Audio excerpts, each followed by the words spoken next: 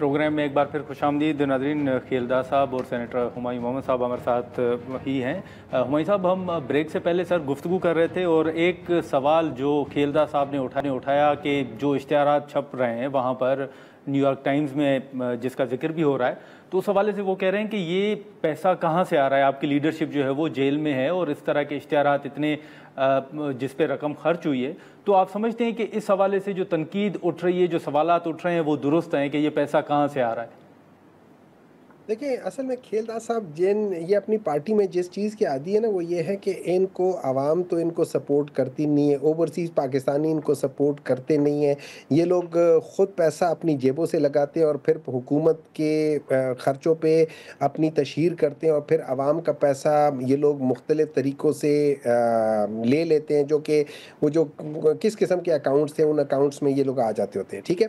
पाकिस्तान ये जो सारा कुछ हुआ है ना, ये ओवरसीज़ पाकिस्तानी जिनका ताल्लुक तहरीक इंसाफ से नहीं है, वो ज़रूर पसंद करते हैं तहरीक इंसाफ को, लेकिन ये ओवरसीज़ पाकिस्तानीज़ हैं जिन्होंने अपना ज़ाती पैसा, पाकिस्तान के गरीब आवाम का पैसा नहीं, अपना ज़ाती पैसे से ये सब कुछ किया है।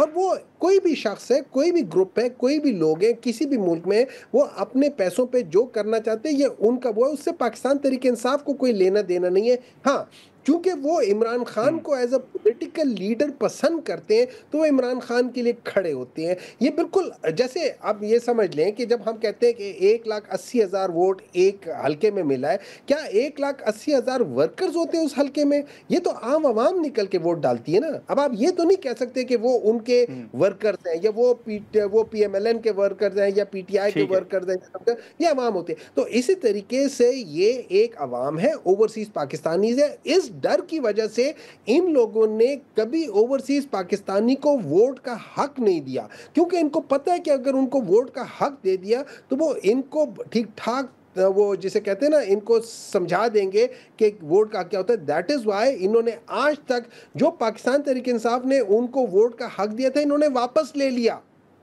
ये इनका डर है। आप मुझे एक बात बताएं, लेकिन खेलदा साहब, फिर ये जो हुमायूं साहब सवाल उठा रहे हैं गिरफ्तारी के हवाले से, जी हुमायूं साहब, मैं सर आपकी तरफ आता हूँ, खेलदा साहब का इस पे कमेंट ले लूँ कि वो लोग जैसे उमर अयूब साहब के हवाले से कहा जा रहा है कि वो तो फैसलाबाद में नहीं थे, या जो FIR में कहा गया कि एक ही शख्स एक टाइम पर मुख्तलिफ इलाकों में कैसे मौजूद उसकी हो सकती है मौजूदगी।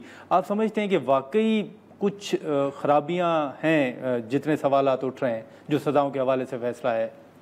देखिए, मैंने तो TV पे देखा था, बल्कि आपकी TV ने दिखाया है कि ये GHQ पे हमला कर रहे हैं, ये जिना हाउस को जला रहे हैं, ये पेशावर में जो रेडियो पाकिस्तान है उनको जला रहे हैं, ये तनसीबात पे हमले कर रहे हैं, ये मेरे शोदा जिन्होंने कुर्बानियाँ दी, जिन्होंने शहादतें की, शहादतों का मेराज किया, उनके मुजस्समों की तस्दीक की, उनको गिराया जा रहा है।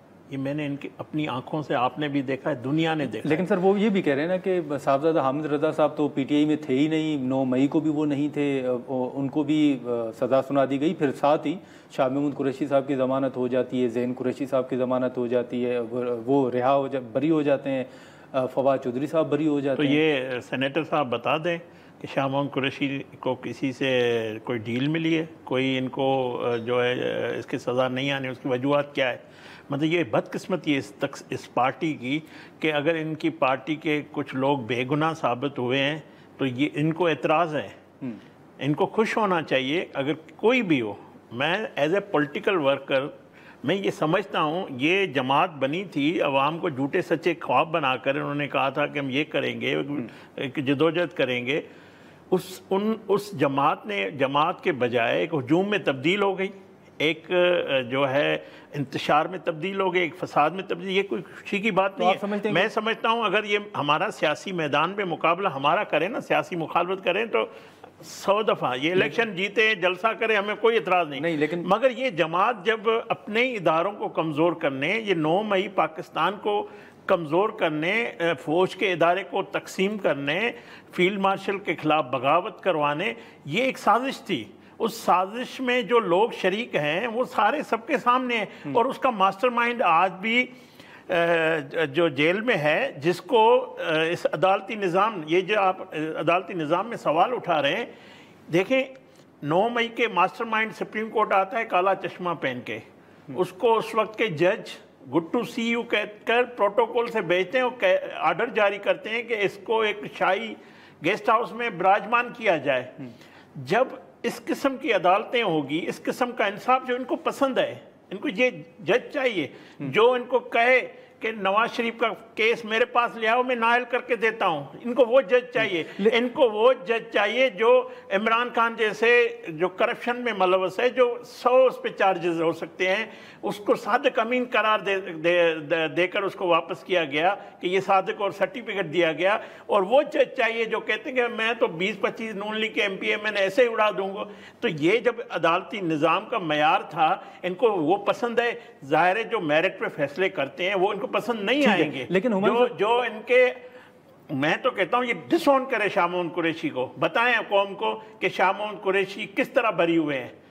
अदालतों ने उसको बरी किया है, उन्होंने उनके, मैंने तो उसकी जो प्रोसीडिंग हुई है, जो उसके वकील की चीजें थी वो मैंने सुनी है, मैंने देखी है, अखबार में आई है। और शाह महमूद कुरैशी, उसका बेटा ज़ैन कुरैशी चीख चीख के कह रहा है कि इस बुनियाद पे मैं उस दिन आगा खान बैठा हुआ था, उसकी वाइफ एडमिट थी, ये कहते हैं कि नहीं इसको भी सजा दो, लेकिन ये सजा मिले तो मतलब वो उसको तस्लीम किया जाएगा। अगर वो बेगुनाह साबित हुआ है तो पार्टी उसको शक की निगाह से देती है। ये तो मैंने दुनिया में ऐसी जमात नहीं देखी। हुमायूं साहब, एक तो खेलदा साहब की ये जो बरी हो रहे हैं उस हवाले से आपने राय सुनी, दूसरा आपको क्या खदशात हैं कि आने वाले दिनों में आप वाकई समझते हैं कि मजीद कुछ सख्त फैसले आने हैं आपके खिलाफ?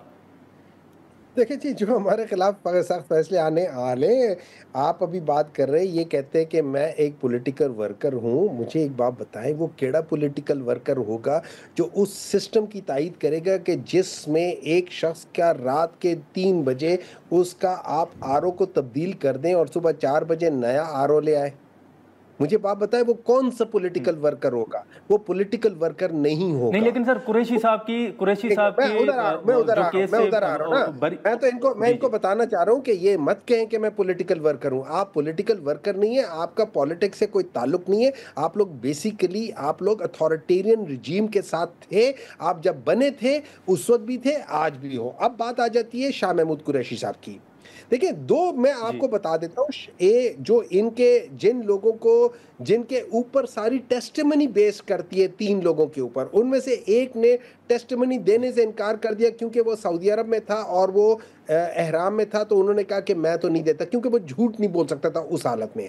बाकी जो 2 थे उनकी आप बात कर ले। उन्होंने 13 FIR में कहा कि शाह महमूद कुरैशी साहब का कहा है कि वो वहाँ पे मौजूद थे और शाह महमूद कुरैशी साहब ने एलिबाई प्रूव किया कि मैं वहाँ नहीं था, जिसकी बेसिस पे उनके पास चारा ही नहीं था उस प्रूव के लिहाज से कि भाई उसको और ना करें। हम ये नहीं कह रहे कि वो गलत हुआ, बिल्कुल सही हुआ है। हम ये कह रहे हैं कि आप सिस्टम देखें कि हामिद रजा साहब जैसे जो कि नहीं थे, उनको भी क्या, मेरे एक और साहब है वो जेल में थे, उनका नाम ये क्या है? जब आप मुझे एक बात बता दें, आपकी FIR में मैं कहूँ कि नादिर साहब एक शख्स जो है वो कहता है कि मैंने 13 बंदों की हाईएस्ट लेवल की मीटिंग हो रही है, मैं कहता हूं कि मैंने अपना भेष बदल के उसके अंदर बैठ गया और मैं उनमें से एक बन गया। मुझे बात बताएं नादिर साहब, जिस बंदे की IQ 50 से ऊपर होगी, क्या वो इस बात को मान लेगा? जज साहब ने मान लिया। ठीक है उमर साहब। खेलदा साहब, अगर आप मुख्तसरन कमेंट करें, वक्त खत्म हो रहा है, अगर आप मुख्तसरन जवाब देना चाहें तो। देखिए, मैं ये कह रहे हैं कि पॉलिटिकल वर्कर नहीं है। चलो आप मुझे ना तस्लीम करें, आप पाकिस्तान की सियासत को तस्लीम करते हैं, पाकिस्तान की जमहूरियत को तस्लीम करते हैं, क्योंकि आप लोग सियासी क़यादत से बैठने के लिए तैयार नहीं हैं। तो जब तैयार नहीं होते तब भी इसी तरह के बंद गली के फैसलों में आप पढ़ते हैं, जिसकी अगर सियासत को तस्लीम नहीं करते। चलें, ठीक है खेलदा साहब, बहुत शुक्रिया। हुमायूं साहब, बहुत शुक्रिया सर वक्त निकालने का। नाज़रीन, गुफ्तगू सुनी। हम यहाँ पर एक मुख्तसर सा ब्रेक लेते हैं और ब्रेक के बाद पाकिस्तान पीपल्स पार्टी के सीनियर रहनुमा कमर ज़मान कायरा साहब हमें ज्वाइन करेंगे।